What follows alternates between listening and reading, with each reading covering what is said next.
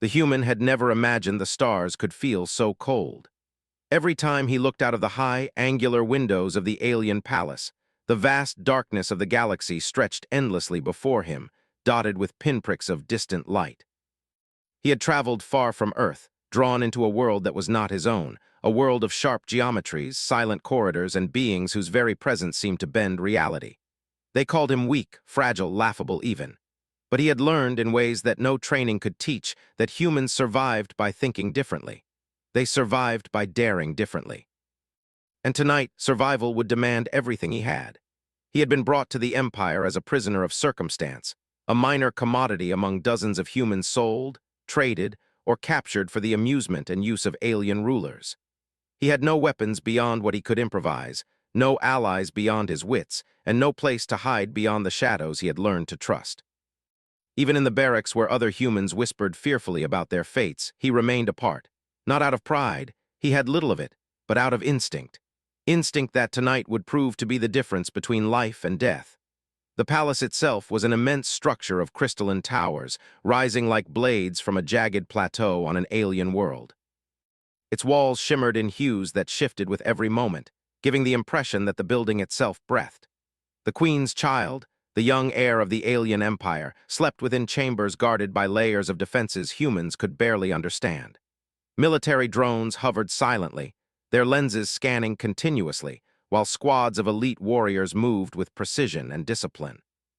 To them, the human was irrelevant, a curiosity to be ignored, a hazard only if he interfered. And yet, in the quiet moments before the storm, the human watched. The first sign of trouble came subtly. A vibration, faint but distinct, resonated through the crystalline floors. The human's instincts kicked in before his mind could process. The palace's security routines were too perfect for mistakes, yet he sensed an anomaly. His gaze shifted toward the outer walls, where shadowed forms moved faster than any guard could react. He had seen attacks like this before in simulations, in stories of distant human conflicts, but nothing compared to the reality of alien siege technology. Explosions shook the palace. They were precise, surgical, and terrifying in their silence, shattering sections of wall as if they were made of paper. Alarms flared, and the air filled with the scent of ionized energy. The elite warriors reacted instantly, forming defensive lines, their weapons discharging beams of blue fire that cut swaths through the attacking creatures. But it was chaos. Not the chaos of confusion, but the chaos of certainty. The attackers knew the palace's every weakness. The human did not move with panic.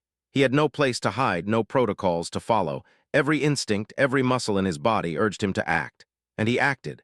He ran toward the source of the greatest danger, the chambers where the Queen's child slept.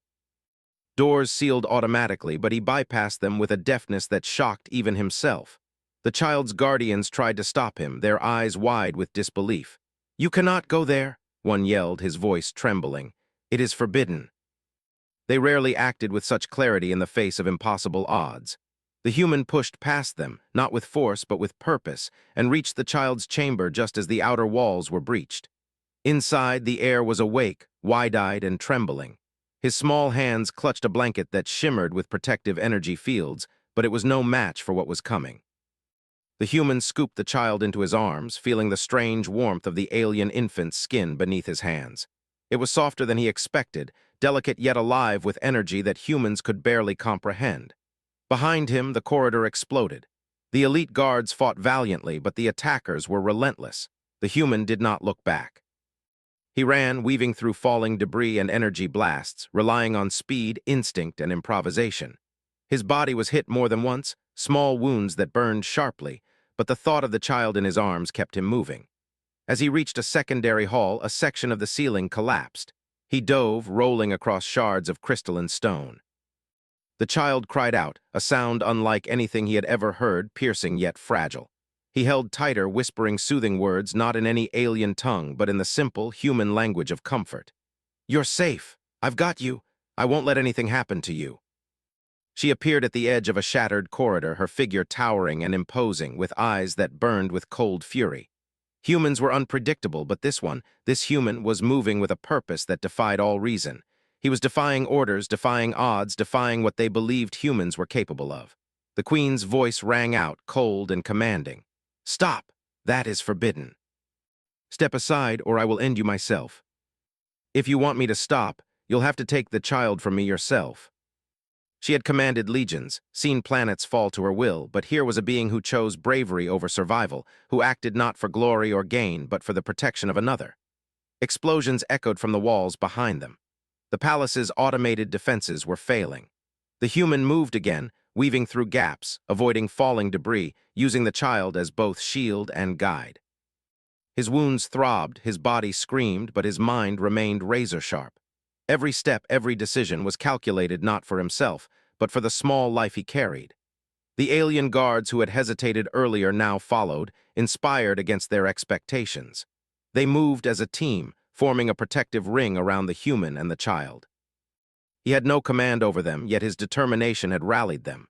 Even the Queen's own warriors, trained to disregard human input entirely, began to adapt, mimicking his movements and strategies instinctively.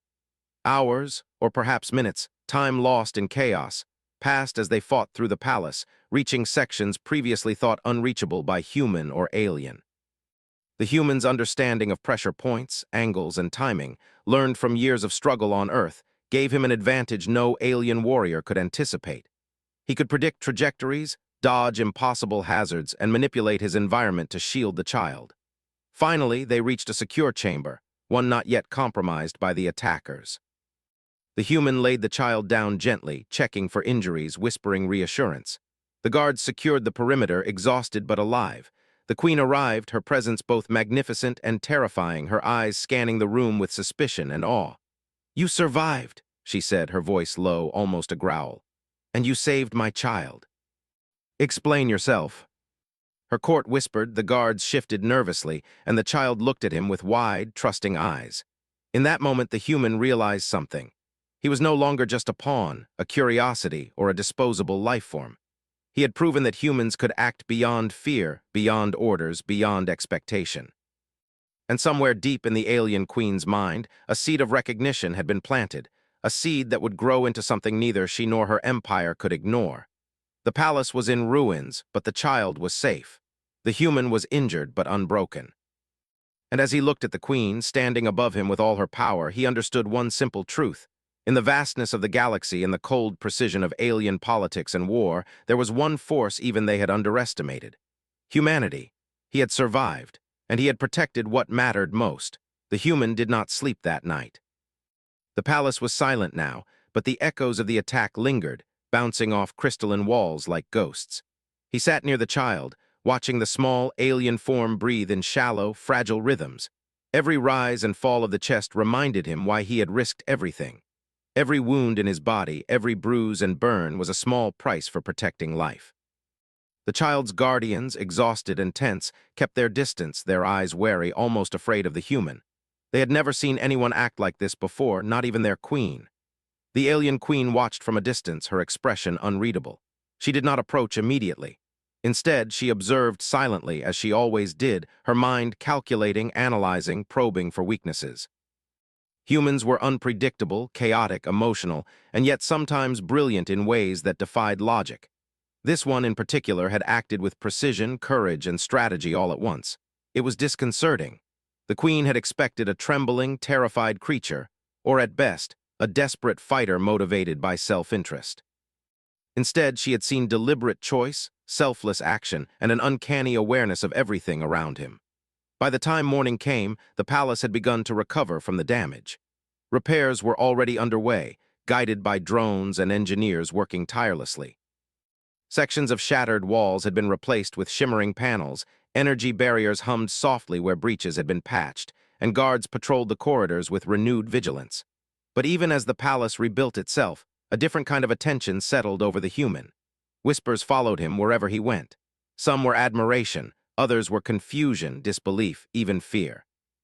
No human, they said, had ever survived or acted with such disregard for personal safety in defense of an alien. The queen summoned him formally.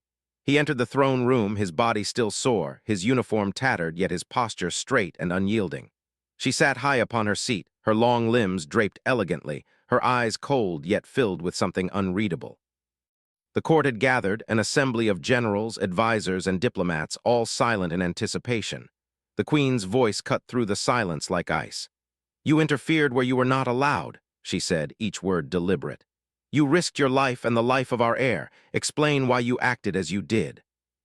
Because it was right. That child had no choice, but I did. I could act, and I did.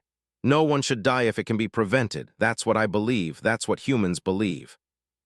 And yet the human's words carried a weight that could not be ignored. He did not argue, beg, or claim glory. He simply stated what he had done without apology, without hesitation. The queen's gaze narrowed. You speak boldly, human, yet your actions may have altered the balance of this empire. An attack of this magnitude was planned to test our defenses.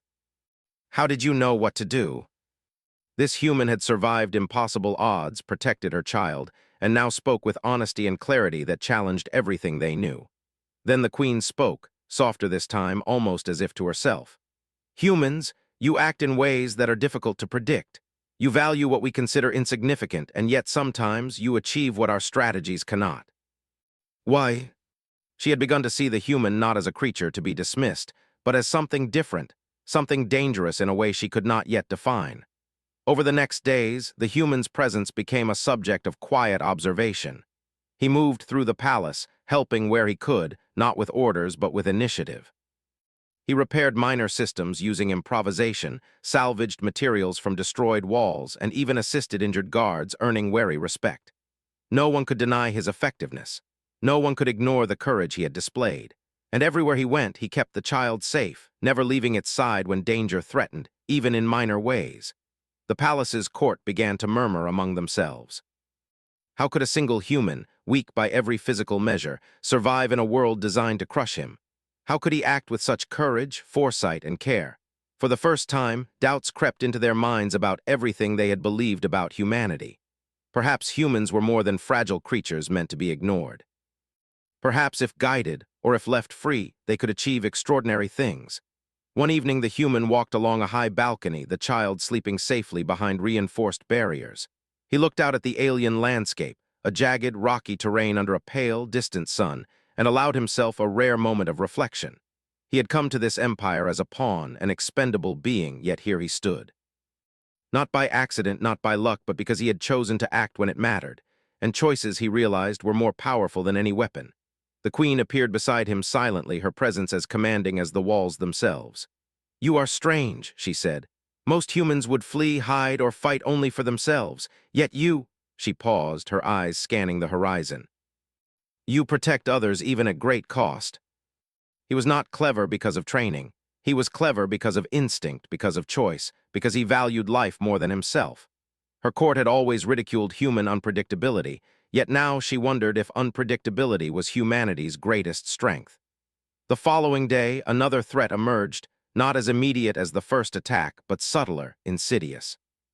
Reports of spies within the palace, saboteurs among trusted personnel, suggested a larger plot. The human was consulted, not officially but privately, because his perspective was different, unbound by the rigid expectations that constrained the alien court. He noticed patterns, small inconsistencies, and potential weak points that no one else had considered. His advice was practical, simple, and yet profoundly effective. The queen did not praise him openly, but she allowed his presence more freedom than any human before. Guards who had once ignored him now watched his movements, curious, even hesitant. Humans, they whispered, were unpredictable, but this one in particular seemed capable of anticipating danger in ways that defied reason. And with every day that passed, the queen's perception shifted subtly. Respect, caution, and something like awe began to replace skepticism. Then came the moment that solidified the human's place in her observation. A small but lethal sabotage attempt nearly struck the child's quarters. Security protocols were bypassed, systems failed in a way the court could not explain, and panic spread quietly among the staff. The human, however, had anticipated this possibility. He had noted the faint signs, overlooked sequences in the palace's energy grids, minor inconsistencies in supply deliveries, unusual patterns in the movement of guards. Acting before the crisis fully erupted, he intercepted the saboteurs, disarmed traps, and ensured the child remained unharmed. When the queen arrived, she found him standing calmly in the aftermath, sweat on his brow, small scratches across his arms, yet perfectly composed. The court buzzed with whispers, their surprise palpable. How could a human with nothing but instinct and will outmaneuver trained alien forces and protect the air? The Queen's gaze met his, sharper now than before. "You are unlike any human I have ever encountered," she said. "You see danger you anticipated, and yet you act not for reward but for protection. Tell me, why?" "Because I can, because someone has to. If I do not, then who will?" Perhaps their unpredictability, their willingness to act from choice rather than obligation, made them something more dangerous, more powerful, and more admirable than her species had ever allowed themselves to believe. By the end of the week, the human had become a figure both respected and feared in subtle ways. The court could not fully trust him, could not fully predict him, and yet could not ignore him. The Queen continued to watch, weighing every action, every decision, every gesture. Somewhere in her mind, a slow acknowledgement began to take root. He was not just human.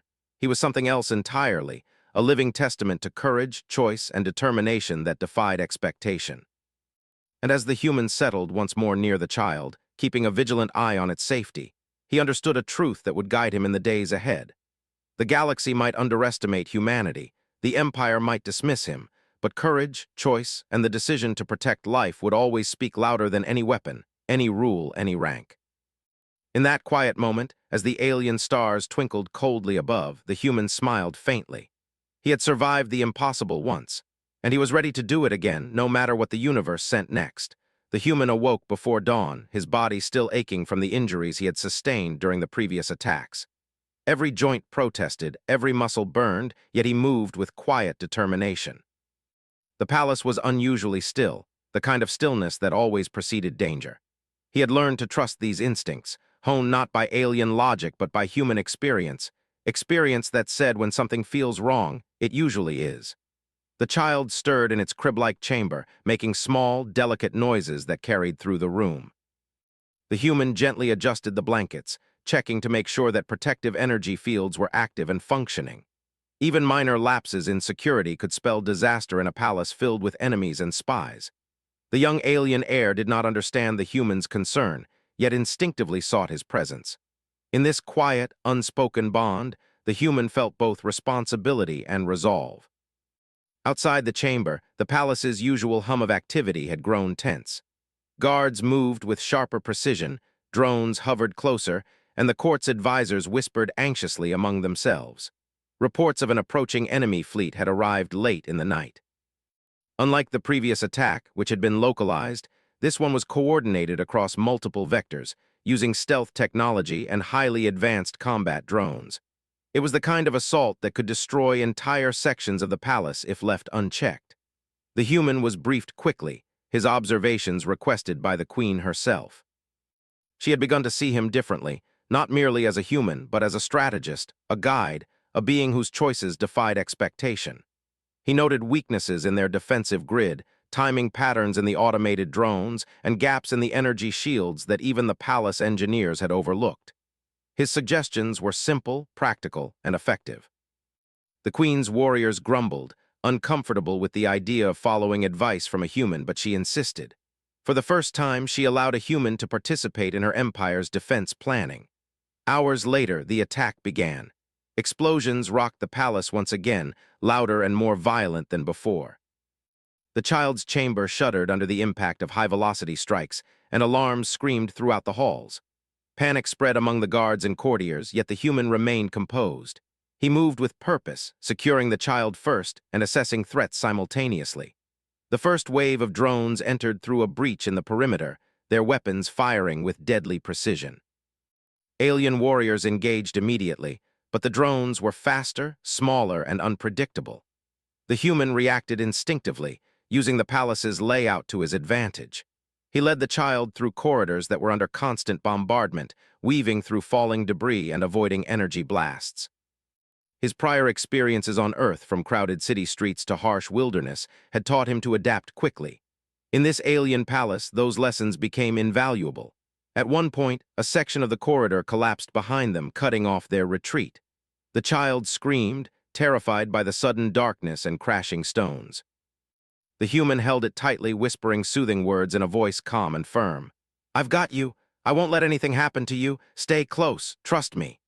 His words were simple, but they carried authority and reassurance, qualities that transcended species, even alien comprehension. The Queen, observing from a secure vantage point, was stunned. She had commanded thousands in battles she thought insurmountable, yet here was a single human moving through chaos with precision and courage that rivaled her best warriors. Her advisors and generals muttered in disbelief. "He is only human," one whispered, almost to himself. No human could survive this. Using a broken security console, he manipulated energy barriers, creating traps that slowed the attackers. He directed alien guards he did not command, guiding them with clear, direct instructions. Slowly, the tide turned. When the dust settled in that corridor, the attackers were neutralized or retreated, and the child remained unharmed. Yet the battle was far from over. Reports indicated multiple breaches throughout the palace, each more dangerous than the last. The human, bloodied and exhausted, did not falter. He moved from point to point, patching defenses, directing troops, and improvising solutions in real time. Every step, every choice was deliberate. Every decision carried consequences, yet he remained calm, focused, and unshakable. During a brief pause in the assault, the Queen finally approached him directly. She towered above him, her presence commanding, her gaze piercing. "You survive, yet you expose yourself to every threat without hesitation," she said, her tone measured. "Why? Why risk your life again and again for a being that is not your own?" "We act when it matters, even when survival is uncertain." He was not strong in the traditional sense. He lacked alien physical power. He had no advanced weapons. But he possessed something far more dangerous: courage coupled with clarity, instinct combined with deliberate choice. Another wave of attackers surged through the palace, forcing the human and the Queen's elite warriors to fight side by side. He moved seamlessly among them, covering blind spots, intercepting drones, and protecting the child at all costs. Injuries accumulated, burns, cuts, bruises, but his determination never wavered. The child clung to his neck in moments of danger, instinctively trusting him, and he whispered comfort without pause. The palace's automated defenses, once considered flawless, now followed patterns influenced by the human's interventions. Energy barriers were redirected, shields recalibrated, and trap protocols adjusted. Alien guards began to mimic his movements instinctively, following his lead without orders. The human had no authority over them, yet his presence altered the flow of battle. Even the Queen, trained to anticipate every variable, could not predict his next move. Hours blurred into one continuous struggle. The human, relentless in his focus, moved from one crisis to another, patching vulnerabilities, saving lives, and ensuring the child's safety. He became a pivot point in the palace's defense, the center of coordination that no one else could provide. His human traits, instinct, adaptability, courage, and determination turned the tide. Finally, the last wave of attackers was repelled. The palace was battered, wounded, but still standing. The child was safe, asleep once more in a secure chamber. The human's body was covered in cuts, bruises, and burns. His breath was heavy, each movement painful, yet his expression was calm. The Queen approached again, her eyes a mixture of awe, disbelief, and respect. "You are unlike any human I have encountered," she said, her voice lower now, almost reverent. "You do not act for reward, for glory, or for obedience. You act for what is right. Tell me why." "If I don't act, if I don't protect, then who else will? That is what humans do. We survive, yes. But we survive to protect, to fight for what matters, to make choices when nothing else guarantees survival." Humans, long dismissed, long underestimated, had proven capable of extraordinary things. This one in particular had changed the way she viewed not just humans, but courage itself. Over the following days, the human recovered slowly, tending to wounds, assisting in repairs, and remaining vigilant over the child. The Queen allowed him more freedom than any human had ever been granted within her empire. Guards who had previously ignored him now observed him closely, curious, respectful, cautious. The human's choices had created an undeniable reputation, a legacy in motion. It was during one quiet moment, as he monitored palace systems and ensured the child's comfort, that the human reflected on everything that had happened. He had come to this empire as a prisoner, a disposable pawn, yet his decisions had saved lives, influenced battle outcomes, and altered the perception of his entire species. He realized that courage, choice, and the willingness to act when it matters could outweigh strength, technology, and status, even in a galaxy ruled by beings far more powerful than humans. The queen watched him from afar, silent and contemplative. She had seen many warriors in her life, creatures trained and conditioned for perfection, yet none had exhibited the combination of instinct, intelligence, and moral clarity that this human displayed. Her respect for him had grown, but so had her wariness. Humans were unpredictable, dangerous in their own way, and this one had proven capable of reshaping the Empire's understanding of their power. As night fell, the human sat near the child once more, keeping watch. The stars outside shimmered coldly, distant and indifferent, yet he felt a quiet certainty within himself. He had survived impossible odds before, and he would survive again if he needed to. For now, his duty was clear. Protect the child, act when necessary, and continue to show that humanity, often underestimated, could accomplish what no one else believed possible. And somewhere in the distant corners of the palace, the alien queen began to reconsider what it truly meant to lead, to protect, and to respect courage when it appeared in a form she had never expected, human. The calm before the storm did not last long. The human had barely begun to recover from the previous attacks when reports came of a massive enemy fleet approaching the planet. This time, it was not a small strike team or an isolated assault. It was a full-scale invasion, a force powerful enough to tear through the palace defenses and destroy entire cities if unchecked. The queen convened her council, her voice cold and precise as she issued orders, but beneath her control there was tension, a rare hesitation that only humans and the unexpected could provoke. The human stood quietly at the edge of the council chamber. He had no formal authority, yet his insights were sought. His observations had repeatedly proven accurate, his instincts precise in predicting enemy movements. The alien advisors were reluctant to follow him openly, but he had learned to speak plainly, clearly, and effectively. "They will come from multiple vectors," he said. "They will test the shields, probe for weak points. If we focus only on offense, the child's safety is at risk. We need layered defenses, contingency plans, and backup routes. If one fails, we fall back to the next without hesitation. Yet you have no rank, no obligation, no loyalty to this empire. Why do you risk so much for a child not your own?" It was a subtle acknowledgement, the kind that came only after observing repeated demonstrations of courage and selflessness. The human had become more than a human in her eyes. He was a force, a principle, a living example of what humans could accomplish when choice and responsibility guided their actions. The invasion began just before dawn. The first wave of enemy ships dropped from the sky with silent precision, deploying assault units and weaponized drones that tore through the palace perimeter. Alarms screamed, lights flickered, and the very ground seemed to shake with the power of the attacks. The human immediately moved to the child's chamber, assessing damage and preparing for rapid evacuation if necessary. His mind raced, calculating risks, escape routes, and potential defensive maneuvers faster than anyone could follow. The palace defenders fought valiantly, but the enemy was overwhelming. Drones swarmed the hallways in unprecedented numbers, and automated defenses began to falter under sustained pressure. Panic rippled among the alien guards, but the human remained a calm center in the chaos. He directed the placement of energy shields, guided guards to vulnerable points, and intercepted attackers with calculated precision. Every move was deliberate, every decision aimed at one goal, keeping the child safe. At one point, a group of drones breached a corridor leading directly to the child's chamber. The human did not hesitate.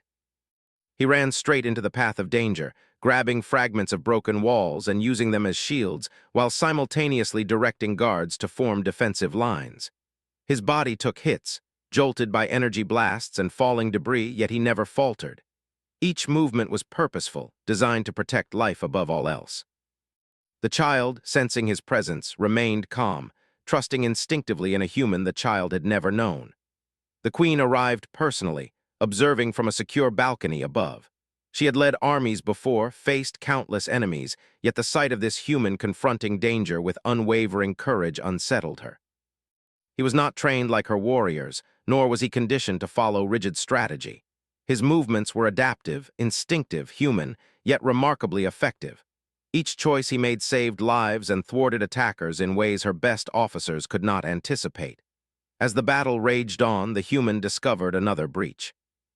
This time the attackers were closer than ever, moving through ventilation shafts and hidden corridors that bypassed primary defenses. He knew there was no time for hesitation. He grabbed the child, shielding it with his own body, and moved through smoke, fire, and collapsing structures. His own injuries slowed him, but adrenaline and determination drove him forward. The queen followed from a safe distance, her warriors flanking her, yet even she could not ignore the human's courage. Every step he took, every choice he made, reinforced what she had begun to realize. Humanity was more than fragile flesh. It was resilience, ingenuity, and the willingness to protect at all costs. Suddenly, an enemy attack caught him off guard. A massive drone crashed through a wall, sending debris flying. The child cried out in fear, and instinctively the human dove, using his body as a shield. Pain shot through his side, but he rolled, keeping the child safe. In that moment, he realized something profound. His human instincts, honed by experience and choice, were not just about survival. They were about protecting others, about turning fear into action. The queen watched silently, her perception shifting entirely. Humans were unpredictable, yes, but this human's choices had created a pattern of effectiveness that no alien strategist could fully understand. She began to see him not as a subordinate, not as a curiosity, but as a being capable of altering the outcome of battles and reshaping the Empire's understanding of courage. Hours passed in continuous combat. The human moved from one breach to another, repairing defenses, directing guards, and shielding the child at every opportunity. His body ached, wounds bled, and exhaustion threatened to overwhelm him, yet his determination never wavered. The enemy continued their assault, relentless, adaptive, and highly coordinated, but the human's ingenuity and courage kept the palace standing. At one critical moment, the child's chamber was directly threatened by a massive strike. The human, recognizing the impossibility of a traditional defense, acted with pure instinct. He used debris, structural panels, and energy shields to create a makeshift barrier, sacrificing his own safety to ensure the child remained unharmed. Sparks flew, walls cracked, and his body absorbed multiple blows, yet the barrier held. The child cried out once, then quieted, secure under his protection. The queen descended from her observation point, moving closer to witness the human's actions firsthand. "You are beyond recklessness," she said, her voice steady but charged with astonishment. "Yet your choices save lives. Why do you risk so much?" "That child has no choice, but I do. If I don't act, then no one will. That is what humans do. We act for what matters, even if survival is uncertain." This human's instinct, morality, and ingenuity had not only protected her child, but had influenced the outcome of an attack that could have destroyed her palace. As the final wave of the enemy fleet retreated, the palace remained intact. The child was unharmed, asleep once more, and the human stood bloodied and bruised but unbroken. Guards who had once doubted him now looked at him with respect, awe, and perhaps a hint of fear. They had witnessed courage and intelligence intertwined in ways they had never imagined possible. The queen approached him, standing over his battered form. Her expression was unreadable, yet her words carried weight. "You have survived impossible odds, protected my child, and altered the outcome of this battle. You are not merely human. You are something else entirely. That is all. No longer may we underestimate what humanity is capable of." He had demonstrated that humans could defy expectation, act with precision, and protect what others could not. That night, as the stars twinkled coldly above the alien world, the queen remained awake, contemplating the human's actions. He had surpassed her understanding of humanity, challenging her assumptions and forcing her to reconsider what courage, choice, and protection truly meant. Somewhere deep within her, respect had grown, unspoken but undeniable. This human was no longer a mere outsider. He had become a symbol, a living testament to the strength of choice and the power of humanity. The human, meanwhile, remained vigilant. The child slept peacefully, unaware of the battles that had raged around them, yet safe because of one human's unwavering determination. He reflected on the events of the day and realized something profound. Courage, morality, and choice were more powerful than any weapon, technology, or rank. And as long as he could act, he would continue to protect those who could not protect themselves, no matter the cost. In the quiet aftermath, the palace stood battered but intact, the child unharmed, and the human prepared for whatever challenges lay ahead. The queen's perception of him had shifted completely. He was no longer simply a human. He was a protector, a strategist, a force to be reckoned with. And in the eyes of the Empire, humanity's legend had begun. The palace was quiet in the early hours of the morning. The fires from the last attack had been extinguished, corridors repaired, and the hum of energy shields restored to normal. Yet, the human could feel that something fundamental had shifted. The queen's eyes followed him wherever he went, her gaze no longer cold or judgmental, but measured, curious, and filled with respect. What he had done, protecting her child through multiple attacks, anticipating threats, and acting with courage beyond all expectation, had changed not only the child's safety, but the way the entire empire saw humanity. The child slept in a chamber lined with energy barriers, surrounded by guards, and yet the human remained close, quietly observing every motion. It was instinct for him, a way of ensuring that the air remained unharmed. He knew that peace was often fleeting in the galaxy, that danger could strike even in moments of calm. Still, he allowed himself a brief glance at the stars outside, feeling a mixture of exhaustion and satisfaction. Humanity had survived, yet again, not by power, not by weapons, but by choice, determination, and courage. The queen entered the chamber silently. She had discarded the ceremonial guard and the council for this moment, approaching the human directly. Her movements were smooth, deliberate, and commanding, yet there was a tension in her posture. She had seen him face death countless times and emerge unbroken. She had seen him risk everything for a child he did not know, and now she could not deny what she had begun to suspect. This human was no longer just a human. "You have done more than survive," she said softly, her voice carrying across the quiet chamber. "You have protected my child, preserved this palace, and outwitted forces I believed impossible to overcome. Why do you do it? Why risk yourself for others when survival is your only obligation?" His body a map of bruises, cuts, and burns, yet his posture remained steady, eyes clear and unwavering. "Because it is right. Because someone has to. If I do not act, then no one else will. That is what humans do. We act when it matters, even when survival is uncertain. And protecting those who cannot protect themselves, that is more important than any life of our own." Her mind, trained for strategy and calculation, began to recognize a new principle, a force she could not command, a type of strength that was not measurable by weapons, troops, or technology.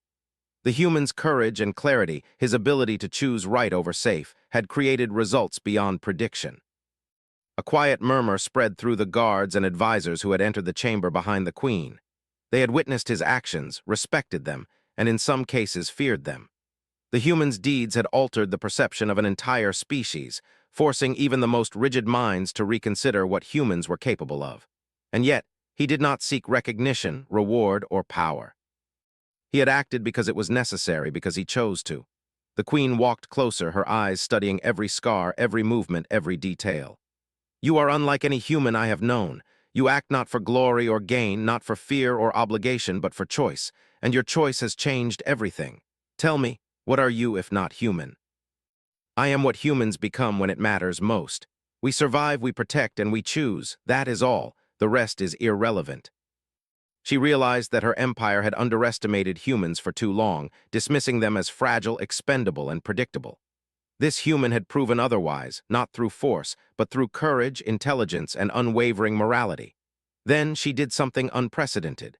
She knelt not as a gesture of subservience, but as an acknowledgement of the human's deeds.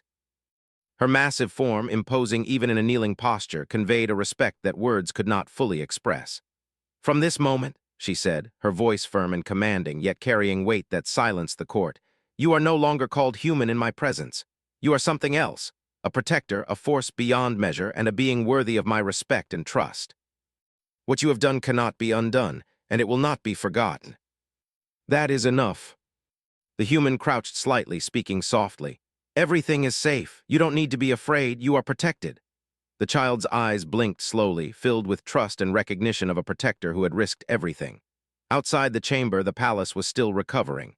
The battle had left scars, but the empire endured, stronger and wiser for what it had witnessed. Soldiers and guards spoke quietly among themselves, sharing stories of the human who had stood against impossible odds. The tales spread quickly, whispered in halls, carried through corridors, and eventually reaching every corner of the palace. He had become a legend not by claiming power, but by proving that courage, choice, and protection mattered more than force or rank. The queen left the chamber for the first time without issuing further orders. Her mind remained focused on the human, on what he represented, and on the lesson he had taught her empire. Humans were no longer a species to dismiss, no longer fragile or expendable. They were capable of remarkable deeds, guided not by instinct alone, but by morality, courage, and the willingness to protect what others could not. Over the following days, the human continued to watch over the child. Repairs to the palace progressed rapidly, guards were reinforced, and the empire began to rebuild stronger than before. Yet throughout all the activity, the human remained vigilant. He knew that peace was temporary in a galaxy filled with rivals, conspiracies, and unforeseen threats. But he was ready. He had survived worse. He had faced impossible odds, and each time he had chosen courage over safety. The queen observed him quietly, occasionally consulting with him, acknowledging his input, and ensuring that the child's protection remained paramount. Her respect deepened with every passing day. What he had done was more than bravery. It was a demonstration of values her empire had long overlooked: selflessness, choice, and unwavering commitment to protect life. One evening, the human walked through the palace gardens, carrying the child briefly as they observed the stars. The alien world sky stretched endlessly, a tapestry of cold lights and distant planets. The human spoke softly to the child, teaching simple words, gestures, and reassurances in the language of empathy and trust. Even though the child would not remember much of these moments later, the bond was undeniable. Protection was more than a physical act. It was a trust, a moral link that transcended species, strength, or technology. The queen joined them quietly, watching without interruption. She understood something fundamental now. The human had not only protected her child, but had reshaped the way she thought about morality, courage, and the value of choice. He had proven that humanity could stand tall in the galaxy, not through dominance or weapons, but through the power of deliberate, righteous action. Days turned into weeks, and the human remained steadfast. The palace returned to normal operations, though all who lived there knew that nothing would ever be the same. The child thrived under careful observation, the queen's respect for the human continued to grow, and the court quietly acknowledged the change that had come over their perceptions. Finally, the queen summoned him to the throne room one last time. She stood before him, regal and imposing, yet her expression carried something no one had ever seen in her: deep, profound respect. "You have changed the course of my empire, not by force, not by command, but by courage, choice, and protection. From this moment, your deeds will be remembered not as human, but as something beyond our understanding, a symbol of what humanity can achieve when it chooses to act rightly. If I can protect those who cannot protect themselves, then that is all that matters." He had faced impossible odds, survived overwhelming attacks, and protected life when no one else could. He had earned respect, not through titles or power, but through courage, morality, and choice. Humanity, in his actions, had become more than a species. It had become a force to be reckoned with, a symbol of resilience and protection in a galaxy that had long underestimated it. As he watched the child play safely under the alien sun, he realized something profound. The true strength of humanity was not in numbers, weapons, or alien technology. It was in the choice to act, to protect, and to stand when others would fall. And as long as humans existed, as long as they chose rightly, they would always rise, always endure, and always matter, even among the stars.